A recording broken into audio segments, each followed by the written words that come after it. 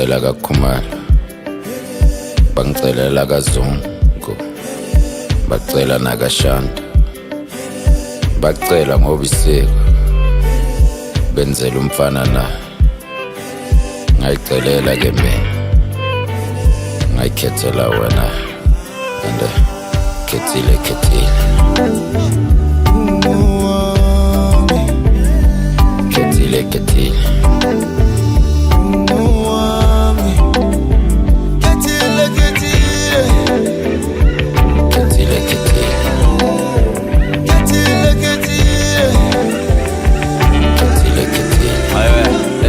Ayibhela ngikwazi kahle ntombazana ndeni ngikuthanda ngize ngidlula bangakini ngakuthanda zibekwa ngikhetha nangokukiss ngakuthandaze ngicela inkosi ufike ngiyabingelela nonke eniphumelele kulomshado kaSithandiwe Ngcobo okhulumayo umama kaSithandiwe uMadlomo Ngcobo eNgcwangco. Ngiyabonga kakhulu lolu suku oluhle kangaka lomshado omntanami. Ngiyambonga uNkulunkulu kaShembe unyazi lezulu olungikhumbulile kwaze kwafika lolu suku oluhle kangaka. Ngibonga nje engikwenzela umndeni wakaDlamini umkhwenyana usikhokhele kahle usenzele kahle zonke izinto. Ngiyabonga kakhulu.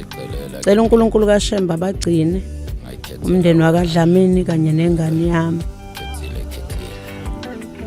Ngiyabonga kakhulu. Okube ebhlungu nje kumina kakhulu uma ngicabanga ukuthi namhlanje kwenzeka okuhle kangaka nje ubaba lomntwana akaseke emhlabeni. Ubuhle omnje sengibubuka ngingedwa. Ngiyambonga kakhulu kuNkulunkulu ngibafisela ukuphila impilo ende konke abakufisayo uNkulunkulu kaShembe abaphumelelise khona umndeni wonke waDlamini. Ngiyabonga.